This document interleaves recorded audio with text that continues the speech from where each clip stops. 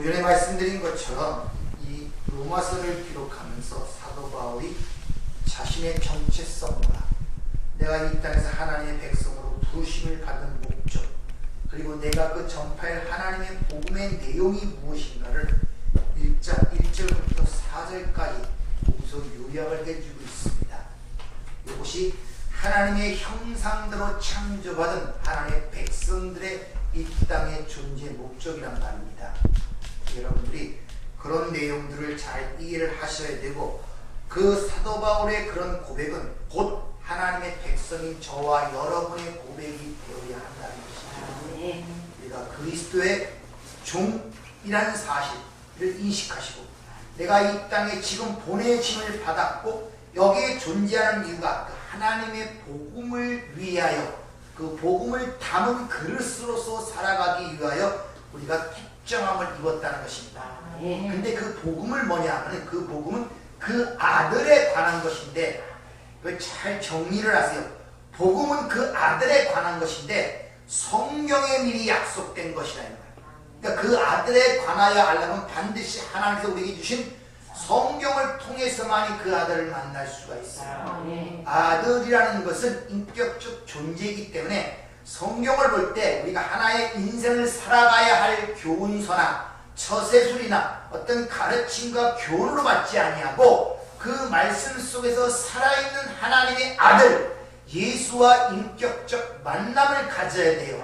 근데 그런 방법은 다른 방법 없습니다. 하나님의 기록된 말씀을 통해서만이 그게 가능함을 분명히 우리에게 제시를 하고 있습니다. 그리고 그 아들에 대한 내용을 두 개로 짤막하게 3, 4절 대비해서 기록하는데, 육신으로는 다윗의 혈통에서 나셨다. 이 육이라는 문제가 굉장히 중요한 키포인트란 말입니다. 왜? 성경 항상 육은 죽어야 할 것으로 우리에게 설명하기 때문에. 그래서 그 내용을 설명하기 위해서 창세기 1장서부터 요한계시록까지 그 예를 들어서 여러분에게 충분히 말씀을 드렸습니다. 육은 반드시 죽어야 되는 거예요. 왜냐하면 그 육은 하나님이 영이 함께 하지 않는 것을 육체라고 창세기 6장에서 이야기하고 있기 때문에 그래요. 근데 그 육의 특징이 뭐냐면 이런 살덩어리를 얘기하는 것이 아니라 하나님 앞에서 왕처럼 살고 싶어하는, 유명한 자 되고 싶어하고 용사가 되고 싶어하고 네피림이 되고 싶어하는 그 마귀적 본질적 속성을 육이라 그런단 말입니다. 그래서 다윗의 혈통, 왕의 혈통을 언급하는 거예요. 근데 그건 반드시 죽어야 한다는 걸 보여주고 있습니다. 이걸 압축하여 보여주는 것을 이 첫 세상이란 말입니다. 하나님이 첫 번째 새하늘과 새 땅이 오기 전에 첫 세상을 통하여 그걸 가르쳐 주시고 있는 거예요. 그래서 이 땅의 모든 것들은 하나님의 나라의 백성이 되기 위해서는 그 육적인 것들은 죽어야 됨을 가리키기 위하여 바로 육신으로 그 예수가 이 땅에 오셨다는 걸 가르치고 있단 말입니다. 바로 우리 그 육이 죽는 거예요.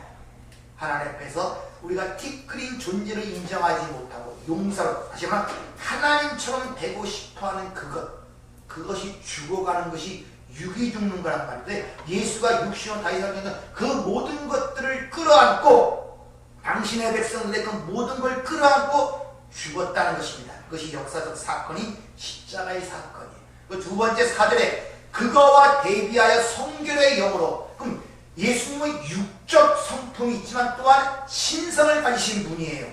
그래서 대조를 통해서 바로 성결의 영이라는 것은 성령을 얘기하는 것이 아니라 예수님의 신성을 얘기했던 걸 말씀을 드렸습니다. 예수님은 진정한 인간이며 참 하나님이심이라는 두 인성을 갖고 이 땅에 오신 분을 우리에게 기억시키고 있단 말입니다. 그것이 어떻게 증거되느냐? 죽은 자 가운데서 부활됨으로 말미암아. 그것이 선언되셨다는 이 오리지널한 단어가 과거 수동태, 완료 수동태로 쓰여요. 과거 완료 수동태. 그러니까 이미 그런 분이었는데 그게 역사 속에서 살아나심으로 말미암아 확증하고 선포되셨다는 거예요. 그러니까 그분이 부활하심으로 말미암아 하나님의 아들이 된 것이 아니라 원래 하나님의 아들, 신성을 가지신 분인데 이 역사 속에서 그분이 부활하심을 통해 그것을 선언하는 사건이 십자가 사건과 부활의 사건이었음을 우리에게 설명해 주고 있단 말입니다. 그리고 그렇게 예수와 함께 죽고 예수와 함께 부활한 첫째 부활에 참석한 자들이 성도인데, 그들을 이야기하기를 이 땅에서 예수님과 그리스도와 함께 1000년 동안 왕노릇한다는 사실로 오전에 말씀을 드렸어요. 예수와 함께 부활한 자들이, 그걸 첫째 부활이라고 해요. 그리고 우리가 바라는 둘째 부활이라는 것은 몸의 구속. 이미 우리는 영적인 모든 면에서 하나님의 구원을 받은 자인데, 아직도 이 육신, 흙에서 나온 육신을 갖고 있단 말입니다. 이 몸을 갖고는 하나님의 것을 받지 못하기 때문에 이 몸의 구속을 바라는 것이 둘째 부활이란 말입니다. 로마서 8장 28절의 말씀, 몸의 구속을 기다린다. 그러니까 바로 그 몸의 구속을 기다리는 그 기간, 즉 첫째 부활에 참여한 자들을 이 땅에서 그리스도와 함께 왕노릇 1000년 동안 왕노릇한다는 그 내용이 뭔가를 오전에 말씀을 드렸어요. 그러면 실제적으로 그 1000년이라는 기간은 예수님의 첫 번째 초림으로부터 재림까지의 기간을 성경은 1000년, 1000이라는 것은 뭐라고 말씀드렸습니까?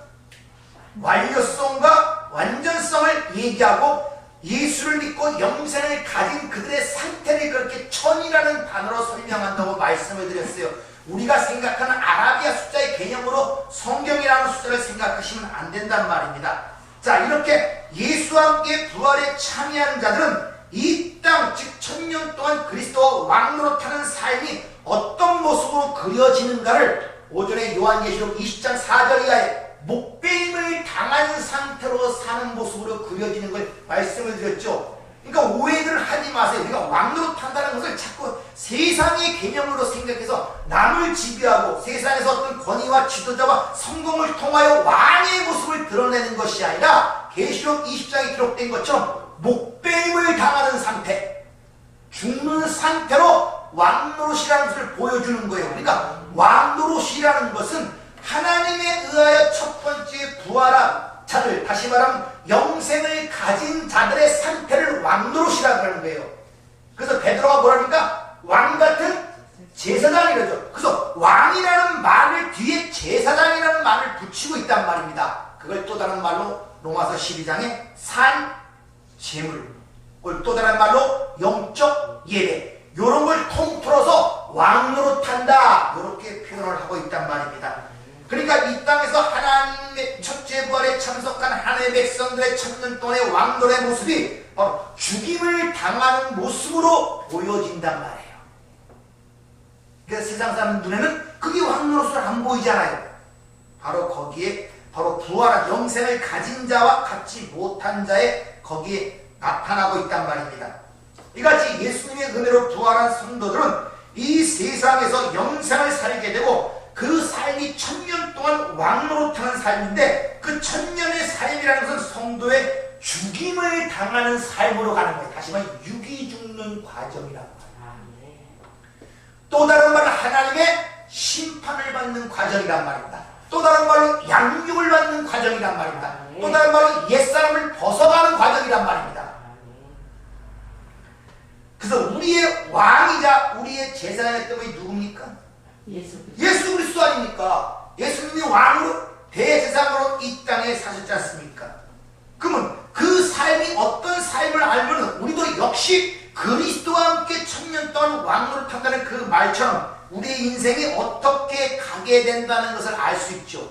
예수님은 이 땅에 하나님께 온전히 바쳐지는 제물로서의 삶을 살았단 말입니다. 쉬운 말로 십자가의 삶, 그것이 왕노릇이란 말입니다. 그러니까 우리의 모든 삶이라는 것은 왕노릇, 다른 것은 왕이 아니라 왕노릇이에요. 왕노릇이라는 것은 왕이 간 그 발자취를 왕과 함께 같이 걸어가는 걸 왕노릇이라고 하는 거예요. 왕은 아닌데 그 왕과 함께 그 길을 함께 걸어가는 것이 왕노릇이란 말입니다. 그래서 1000년 동안 왕노릇한다고 성경은 우리에게 일러주고 있단 말입니다. 자, 그러면 우리도 똑같이 예수가 간 길을 걸어가게 되는데, 예수가 이 땅에서 죽임을, 십자가의 길을 걸어갔단 말입니다. 그럼 우리도 똑같은 그 길을 걸어가죠. 그럼 예수님이 누구에 의하여 죽임을 당하는가를 봐야 될 거 아닙니까? 자, 빌라도 앞에 섰을 때 빌라도 네가 왕이냐? 주님 뭐랍니까? 왕이라도 내가 네 말처럼 왕이다. 근데 그 왕이 세상에 의하여 죽임을 당하죠. 그 빌라도가 뭐냐? 내가 너를 죽일 권세도 있고 살릴 권세도 있다. 이런 말을 하자 주님이 뭐라고 말씀하십니까? 아버지가 내게 권세를 주지 않으면 내가 나를 해야 할 권세가 없다. 결국 예수가 십자가에 매단 분이 누굽니까? 그건 하나님이다. 결국 그러면 우리를 이 땅에서 죽이고 하는 목배임을 당하는 그런 삶을 살도록 하는 분이 누굽니까? 하나님이시라는 것입니다. 그 장면이 보여주는 게 창세기 22장 이삭의 가슴에 칼을 꼽는 자가 누굽니까? 아버지의 아브람. 그 장면이 그대로 거기서 보여지고 있단 말입니다. 그러니까 우리가 이 땅에서 죽는 것도 마찬가지지만 사는 것도 마찬가지지만 죽고 살리는 게 다 누구의 일입니까?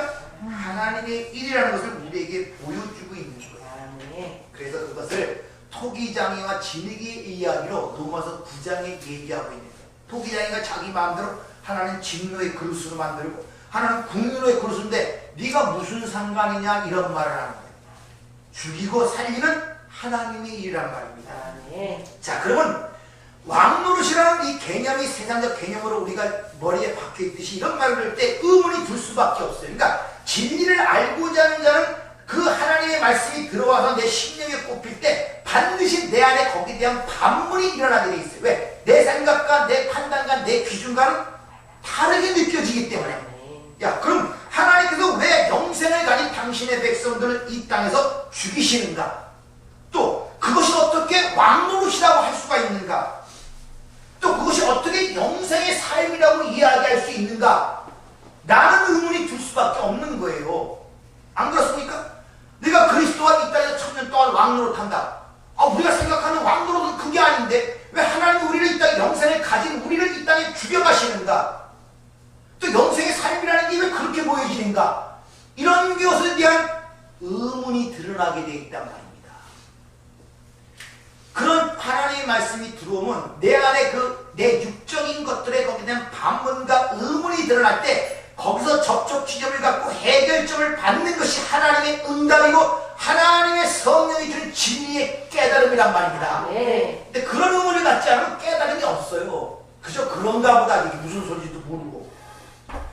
왜 하나님이 그런 말씀하시는가? 그건 간단합니다. 결론부터 말씀드리면 죽어야 살기 때문인 거예요. 아시겠습니까? 성경이 첫 번째 원칙부터 그렇게 시작해요. 창세기 1장 2절 어떻게 시작됩니까? 죽음으로부터 시작했대. 땅이 혼돈하고 공허하고 그 다음에 빛이 옴으로 말미암아 새로운 창조가 일어나죠. 이런 패턴이 성경 전체 그대로 일어나는 거예요. 항상 그래서 첫 번째 것은 죽는 것으로 돌아갑니다. 첫째 아담, 그리고 에서, 이스마엘 전부 다 첫째 아닙니까? 첫째 것들은 폐해지고 두째 것들이 세워지잖아요. 가인도 폐해지고 아벨이 세워지듯이 이게 원리란 말입니다. 그러니까 첫 번째 것은 다 죽어야 산다는 그 원리를 성경은 전체 우리에게 일러주고 있다는 거예요. 그 여러분들이 내가 왜 죽지 않는가? 간단해요. 왜 죽어? 나 그 첫 번째 것만 보고 있대요. 두 번째 것이 뭔지 몰라요. 그래서 그래요. 두 번째 것이 그게 진짜 생명이고 영생이라면 어김없이 죽는데 기뻐할 수가 있는 거예요. 그 주님이 뭐라 했습니까? 내가 내 생명을 버리는 것은 다시 얻고자 합니다. 이걸 아셔야 여러분들이 내 죽는데 기뻐의 날을 내줄 수가 있는데 하나님 손에 그걸 순종이라고 하는 거예요. 힘이 없어 끌려가는 건 순종이 아니에요. 힘이 없어 끌려가는 것이 어차피 순종입니까? 그래서 반드시 기독교는 항상 말씀드리지만 그 사람을 이리저리 뜯어고치고 교육을 시켜서 만들어내는 리모델링의 교회가 아니라 완전히 옛 것을 파괴하고 거기에 새로운 것을 세우는 것을 기독교라는 사실을 여러분이 강조한 이유가 거기 있고 주님도 친히 말씀하시기를 새 술은 어디에? 새 부대. 새 부대에 담아야 된다. 아멘. 그래서 반드시 거듭나야 되고 새롭게 창조되어야 되며 우리의 의식의 구조가 단순히 변화되는 것이 아니라 완전히 바뀌어야 돼요. 패러다임에 바뀌어야 돼요. 아멘. 그래서 베드로 그러니까 하나님의 심판이 그러한 일들이 어디서부터 일어나는가를 우리에게 이렇게 기록합니다. 베드로전서 4장 17절부터 19절까지 하나님의 집에서 심판이 시작할 때가 되었나니 만일 우리에게 먼저 하면 하나님의 복음을 순종하지 아니하는 자들의 그 마지막이 어떠하면 또 의인이 겨우 구원을 받으며 경건치 아니한 자와 죄인은 어디에 서리요. 그러므로 하나님의 뜻대로 고난을 받는 자들은 또한 선을 행하는 가운데서 그 영혼의 믿부신 창조주께 의탁할지어다. 이렇게 하나님의 집 오이코스라는 이 단어가 집이라는 장소를 표현하는 것보다 가족이라고 생각하는 게 편한, 그게 또 합당한 편. 사도행전 17장에 보면 감옥에 갇혔을 때 간수가 바울에게 묻죠. 우리가 어떻게 해야 구원을 얻으리까? 그럴 때 주 예수를 믿으라. 너와 내 집이 구원을 얻으리라. 그 집이라는 단어가 이런 장소가 아니라 가족이, 너와 내 가족이 너로 인하여 구원을 받는다는 그런 이야기란 말입니다. 따라서 심판이 시작되는 것은 하나님의 집은 바로 가족, 즉 교회라는 사실을 우리에게 가르쳐주고 있단 말입니다. 디모데서 3장 15절 만일 내가 지체하는 너로 하여금 하나님의 집에서 어떻게 행해야 할지 알게 하리니 이 집은 살아계신 하나님의 교회요 진리와 기둥과 터니라. 즉 교회가 하나님의 집이란 말입니다. 그러니까 집에서부터 하나님의 선택된 백성들부터 심판이 시작된단 말입니다. 그리고 역사, 묵시 속에서는 영원한 심판이 믿지 않는 자들에게 떨어지는 거예요. 그래서 구원과 심판은 항상 동시라는 거죠. 여러분이 구원을 이뤄가는 과정 속에 있다면 반면에 옛사람은 심판을 받아가는 과정 속에 있단 말입니다. 그걸 고난이라고 그러고 그걸 또 다른 말로 자기 부인, 또 자기 십자가를 지고 나를 따르는 주님의 말씀의 의미라는 것을 여러분이 꼭 기억하시길 바랍니다. 따라서 교회가 이 세상에서 먼저 심판을 통과하고 교회 밖의 존재들은 마지막 날에 영원한 불목 가운데 받는 그런 심판을 받는다는 얘기를 지금 베드로 사도가 우리에게 일러주고 있단 말입니다. 그래서 성경은 고린도서 3장 11절 이하에 보면은 모든 하나님을 믿는 성도는 불 가운데 없는 구원과 같다 그러죠. 왜? 마지막 때 불로 시험을 할 것인데 예수 그리스도라는 터 위에 세우지 아니한 모든 것들은 다 태워졌기 때문에, 따라서 우리가 하나님 앞에 택한 백성들이고 구원받은 백성들은 예수라는 토대 위에 다른 것이 세워진 것이 이미 이 땅을 살아가는 과정 속에서 하나님에 의하여 하나하나 다 태워져 가는 거예요. 그래서 믿는 백성들은 누구나 불 가운데 없는 구원이라는 사실을 믿으시기 바랍니다. 이 땅에 어느 것도 하나님 나라에 쌓일 것이 없어요. 예수 위에는 안 된단 말입니다. 근데 우리가 그걸 어떻게 구분하고 어떻게 구별해 그걸 태워갈 수 있겠습니까? 그래서 하나님이 개입하여 그걸 태워나가시는 과정이 바로 연단의 과정이고 고난의 과정이고, 그것이 1000년 동안 왕으로 탄다는 그들에게 목배임을 당하는 자로서의 모습으로 그려지는 이유란 말입니다. 이런 것은 이미 말라기 선지를 통해서 우리에게 일러줬는데, 말라기 4장 1절 2절 보면 만군의 여호와가 이르노라 보라 용광로 불같은 날이 이르니 교만한 자와 악을 행하는 자는 다 지푸라기가 될 것이라. 그 이르신 날에 그대로 살라. 그 뿌리와 가지를 남기지 아니할 것이로되 내 이름을 경외하는 너에게는 공의로 해로운 해가 떠올라 치료하는 광선을 비추리니 너희가 나가 외양간에 나온 송아지같이 뛰리라. 이렇게 이야기합니다. 즉 마지막 날에 하나님의 강림으로 인하여 종말로 심판을 이야기하는 이 말라기인데, 거기서 보면 용광로 불이 떨어져갖고 교만한 자와 악을 행하는 자를 소멸시킨다는 것입니다. 근데 그들 중에 어떤 자들에게는 그 불이 치유한 광선으로 회복이 된다는 거예요. 그러니까 똑같은 불인데 한쪽은 치유한 광선으로 임하고 한쪽은 멸망하는 불로 임한다고 지금 이야기하고 있단 말입니다. 그렇게 여호와의 크고 두려운 날이 이르기 전에 그 일을 할 자를 예언하고 가르쳐주는 선지자가 드러날 것이라고 그러죠. 엘리야. 근데 예수님께서 그 엘리야를 누구라고 합니까? 세례 요한. 세례 요한이 와서 마지막 말라기에 오실 그 불로 표백하는 자의 그 권위를 갖고 오는 그 자를 가리킨 분이 누굽니까? 세례 요한이 예수, 죽이다 그러잖아요. 바로 세례 요한이 예수님이 바로 말라기에 얘기한 불로 심판한 표백하는 제물로 심판할 부심을 바로 지시하고 간 것이 세례 요한이란 말입니다. 근데 그 세례 요한이 어떻게 죽었습니까? 목베임을 당하고 죽었잖아요. 이게 성도들의 삶이에요, 여러분들. 그분을 가리키고 죽는 거예요, 자기들은. 그 영광로 불같은 극렬한 심판의 날이 언제 시작되었냐 하면은 예수님의 오심으로 심판이 이미 시작되었다고 세례 요한이 얘기하는 거예요. 그래서 뭐라고 합니까? 도끼가 어디에 놓였다? 뿌리에 놓였다는 거예요. 뿌리에 놓였다는 것은 심판을 얘기하는 것이 이게 가지치기가 아니란 말입니다. 그래서 말라기 3장 1절부터 3절까지 그 예수님의 오심으로 이미 심판이 시작됐는데 그 이야기에 대한 얘기가 말라기에 예언이 되어 있습니다. 한번 잘 들어보세요. 만군의 여호와가 이르노라. 보라, 내가 내 사자를 보내리니 그가 내 앞에서 길을 준비할 것이요 또 너희가 구하는 바 주가 갑자기 그의 선전에 임하시리니 곧 너희가 사모하는 바 언약의 사자가 임하실 것이라. 그가 임하시는 날을 누가 능히 당하며 그가 나타나는 때 누가 능히 서리요. 그는 금을 연단하는 자의 불과 표백하는 자의 잿물과 같을 것이라. 그가 은을 연단하여 깨끗하게 하는 자같이 앉아서 레위 자손을 깨끗하게 하되 금, 은같이 그들을 연단하리니 그들이 공의로운 제물을 나 여호와께 바칠 것이라. 예수님이 친히 말씀하시죠. 누가복음 10장 49절. 내가 불을 땅에 던지러 왔노니 이 불이 이미 붙었으면 내가 무엇을 원하리요? 그 예수님이 오신 것은 구원의 주이신 동시에 심판의 주로 오셨단 말입니다. 그래서 정말 말세가 어디서부터 시작되느냐? 예수님의 초림서부터 이미 시작이 되는 거예요. 그게 말세란 말입니다. 예수님이 재림할 때는 모든 게 끝나버린단 말입니다. 그래서 세례 요한이 도끼가 나무 뿌리에 놓였다고 이야기를 하는 이유가 거기 있단 말입니다.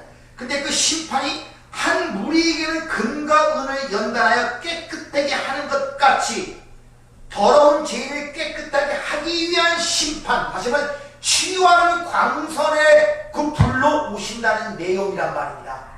어떤 자에게는 그렇게 멸망으로 떨어질 자들, 심판받을 자들의 심판은 묵시 속에서 이미 결정이 나 있지만은 그것은 예수님의 재림할 때 모든 게 사라져버린단 말입니다. 그러나 그 이전에 그런 최종적 최후의 심판 이전에 당신의 백성들은 이미 하나님의 그 불에 의하여 깨끗한 자로 만들어간 표백하는 잿물같이 금을 연다는 용광로의 불같이 우리에게 임하여 그 심판을 모면토록 우리를 이미 깨끗하게 만들어가는 과정이 신앙생활이란 말이에요.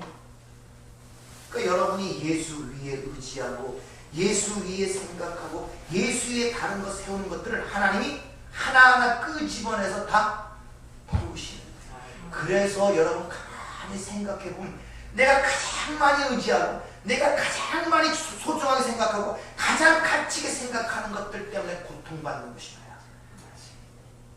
아시겠습니까? 가만히 생각해보세요. 내가 가장 고통받는 일이 있죠? 근데 그만큼 의지하기 때문에 고통받아요. 생각도 없고 관계도 없으면 고통 안 받습니다. 그래서 하나님이 그렇게 여러분 삶 속에 역사하신단 말입니다. 그러니까 말씀 속에서 이런 걸 통하여 그런 눈이 열려야 한다는 것을 우리에게 가르쳐주고 있는 거예요. 그래서 사도 바울이 그걸 깨달았기 때문에 뭐라고 얘기합니까? 교회, 여자는 즉 해산함으로 구원을 받는다 이렇게 얘기하는 거예요. 해산함으로. 여러분 해산해봤으니까 고통을 할 거 아닙니까? 그리고 빌립보 교회 항상 복종하고 두렵고 떨림으로 너희는 구원을 이루라 이렇게 이야기를 하고 있단 말입니다. 따라서 하나님의 심판은 먼저 누구에게 임한다? 하나님의 백성들, 교회에게 임한다는 것입니다. 그럼 한번 묻죠. 그러한 여러분의 삶 속에 나타나는 하나님의 심판이 저주입니까? 복입니까? 복입니다. 쉽게 결단이 내려지죠? 아멘. 그렇게 보셔야 된다. 아멘. 그렇게 결단을 그렇게 보셔야 된단 말입니다. 따라서 성도의 신앙생활 속에서 일어나는 모든 고난은 즉 뭡니까? 당연히 복이라. 네. 예외가 없어요. 물론 그 원인을 찾자면 나의 잘못과 실수, 어떤 죄성 때문에, 옛 잔재 때문에 일어나는 것일 수도 있고, 하나님 뭘 가르쳐 주기 위해 주신 사인, 표적일 수도 있고, 다양한 원인이 있지만 결국은 그것은 우리의 복을 위한 것임을 여러분이 아셔야 된단 말이에요. 네. 그러니까 여러분에게 불같은 시험이 올 때 두려워하거나 당황하지 말아야 되는 거예요. 오히려 기뻐하고 감사할 수 있는 성숙한 위치에 올라가는 것이 올바른 성도의 모습이란 말입니다. 그래서 여러분이 믿음장이라는 히브리서 12장을 한번 읽어보세요. 전부 다 카렛, 토벳, 전부 다 그런 사람들 이름 기록되어 있어요. 믿음의 사람이라는 것이. 그리고 지난주에 말씀드린 것처럼 하나님의 백성들은 뭘로써 얘기한다? 죽음으로써 이야기하는 거예요. 죽음으로써. 스가랴 13장 7절에 보면 이런 말씀이 있습니다. 한번 잘 들어보세요. 어떻게 그 일이 일어날 것인가? 만군의 여호와가 말하노라. 가라, 깨어서 내 목자, 내 짝된 자를 치라. 목자를 치면 양이 흩어지려니와 작은 자들 위에는 내가 내 손을 들이우리라. 여호와가 말하노라. 이 온 땅에서 3분의 2는 멸망하고 3분의 1은 거기 남으리니 내가 그 3분의 1을 불 가운데에 던져 은같이 연단하며 금같이 시험할 것이라. 그들이 내 이름을 부르리니 내가 들을 것이며 나는 말하기를 이는 내 백성이라 할 것이요 그들은 말하기를 여호와는 내 하나님이시라 하리라. 내 목자, 내 짝을 치면 양들이 흩어진다 그러죠. 내 목자, 내 짝이 누구였습니까? 예수 그리스도로 얘기하는 십자가의 죽으심을 얘기한단 말입니다. 예수님이 하나님이 제일 먼저 치는 자가 누구냐면 당신의 아들이에요. 그래서 내 짝을 친다는 거예요. 내 목자를 친다는 것입니다. 근데 그들이 그렇게 목자가 죽게 되면 양들이 흩어진다는 거예요. 어떻게? 3분의 2와 3분의 1로 흩어진다는 거예요. 그러면서 3분의 2는 완전히 멸절을 당할 것이고 3분의 1만 남게 되는데 그 남은 3분의 1을 어디에 던지냐면 불 가운데 던져 연단과 고난을 만들어낼 것이라는 것입니다. 불같이 시험할 것이란 말입니다. 그러니까 여러분이 남은 자란 말입니다. 3분의 2가 아니라 3분의 1에 속한 자란 말입니다. 그럼 반드시 여러분들은 어디에 던진다? 불 가운데 던지는 거예요. 왜? 연단과 그래서 은같이 연단하고 금같이 시험하기 위해서. 그러니까 여러분들에게 임하는 불같은 시험은 결국 무엇을 나타내는 증거인가? 예? 그게 무슨 증거예요? 3분의 2는 멸망하고 3분의 1이 남았는데 그들을 불 가운데 던져 은같이 금같이 연단한다 그러잖아요. 그러면 우리 삶 속에 나타나는 그 불같이 은같이 연단하는 그 불같은 시험이 결국 뭐에 대한 증거이다? 우리가 하나님의 백성에 속한 남은 자라는 증거란 말입니다. 여러분들 그렇게 여러분의 시각이 바뀌어 가셔야 되는 거예요. 그래서 성도의 가장 강력한 증거가 뭐냐? 고난이란 말입니다. 네, 어디서든지 당신의 백성들은 은과 금 가운데 던져 시험과 연단을 한다는 말이 성경 전체에 기록되어 있다니까요.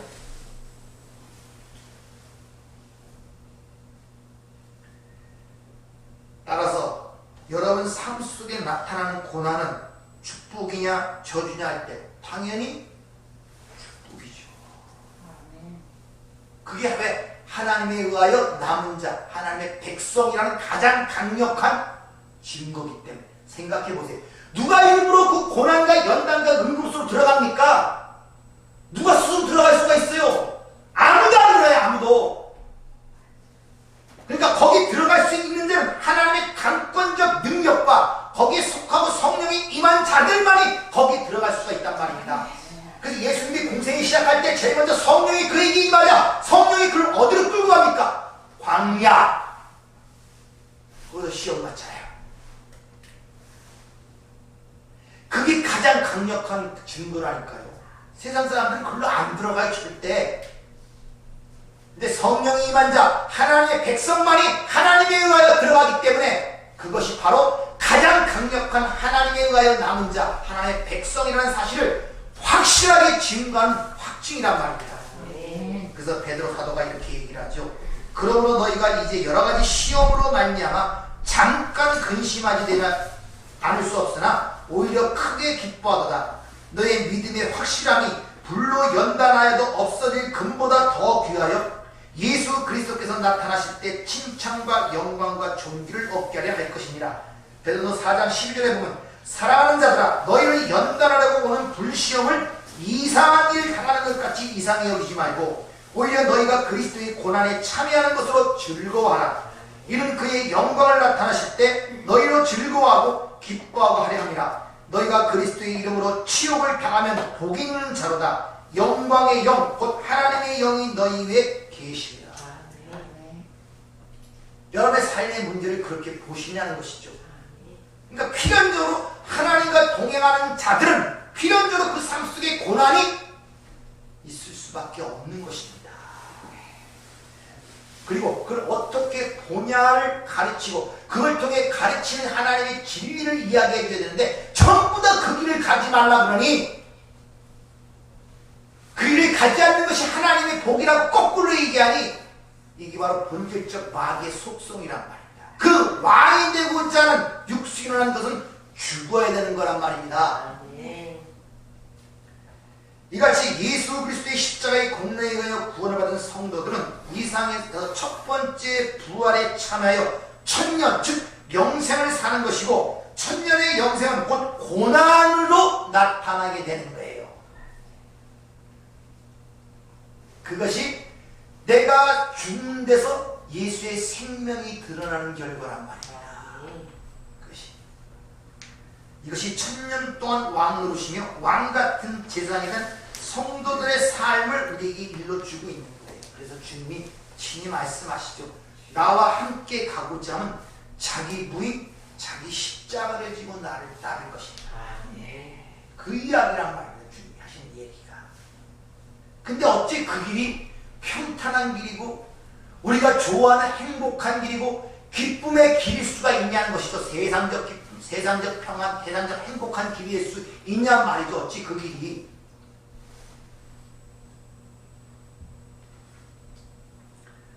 따라서 죽임을 당하는 삶은 육신으로 다윗의 혈통에서 옛사람의 죽임을 당함이며 그로 죽는 것이 바로 축복인데 왜? 죽어야 사니까.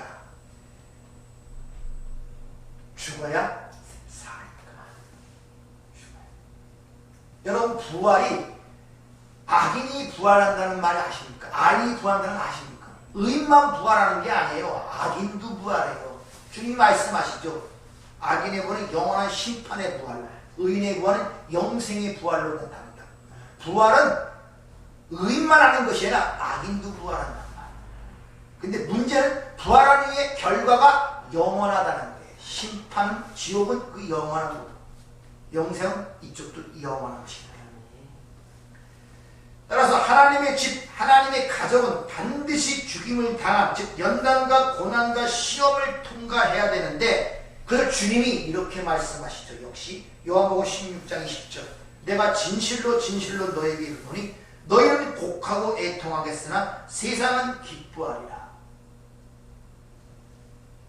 우리는 곡하고 애통하는데 세상은 그런 우리를 보고 기뻐한대요.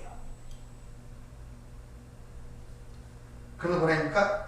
너희는 근심하겠으나 너희 근심이 도리어 기쁨이 되리라. 역전이 일어납니다. 여자가 해산하게 되면 그때가 이르렀으므로 근심하나 아기를 낳으면 세상 사랑난 기쁨으로 말미암아 그 고통을 다시 기억하지 아니하리라. 그리고 그 뒤에 연결하여 마지막 부분에 확신을 주는데 너희가 세상에서 환난을 당하라. 담대하라. 내가 세상을 이겼다. 칭을 주시잖아요. 이렇게 여러분 삶 속에 일어나는 다양한 문제나 고난 등에 대하여 어떻게 보시는가가 바로 중요한 거예요. 고난이 없는 것이 중요하나 어떻게 보냐가 중요한 거예요. 어떻게 좀 시각이 좀 바뀌십니까? 이제 삶의 문제를 보는 것들을. 여러분들이 이런 문제들을 순간적으로 지금 그런 것 같은데 막상 현실의 문제가 딱 닥치면 그 생각은 다 사라져요. 왜? 지금까지 그런 관점으로 살아왔기 때문에 어느 날 하루아침에 바뀌질 않는단 말입니다. 그래서 반복하여 되새김질을 하셔야 되는 거예요. 그리고 내 신념과 내 피부까지 꼭꼭 목처럼 잘 박히기 위하여 잊고 또 잊고 묵상하고 또 묵상해야 된단 말입니다. 성령의 도우심을 구하면서 내가 그게 이해될 때까지 내 사고가 바뀔 때까지 애들도요 뭘 하나 가르치면 한마디에서 못 알아먹어요. 못 알아먹는다니까요. 적어도 뭘 하나를 특히 어린이도 그런데 어느 정도 형성이 되어 자아가 형성되고 습관화가 된 자에게 어떤 한 가지를 가르치려면 전부를 얘기해도 못 고칩니다. 잘. 그러니까 여러분들이 이 땅에 태어나서 이 땅의 끝으로 모든 것이 살과 피가 되어 있는데 어찌 한마디로 그게 고쳐질 수가 있겠냔 말이에요. 여러분들.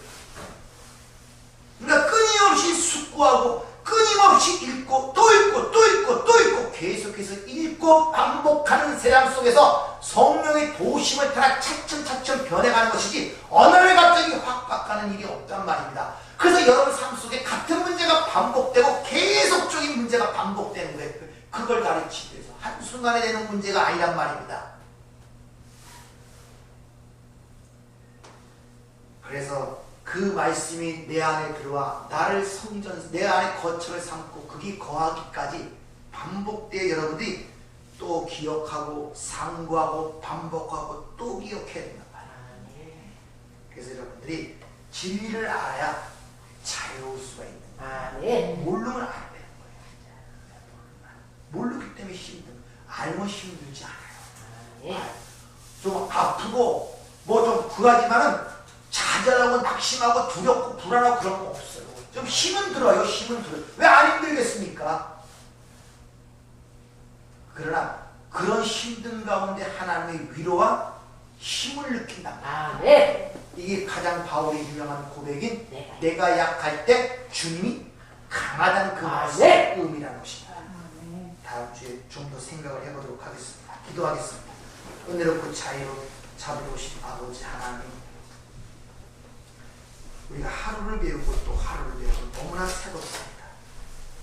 읽은 말씀 또 읽고 읽은 말씀 또 읽고 들을 때마다 배울 때마다 같은 말씀이 아니라 또 다르게 들리고 또 다른 은혜가 보이고 또 다른 사랑이 보이고 또 다른 세계가 보이고 이 무궁무진한 하나님의 은혜와 사랑을 우리가 맛볼 수 있도록 우리의 마음과 생각을 지키시고 하나님의 평강으로 우리의 삶을 인도하여 주시옵소서.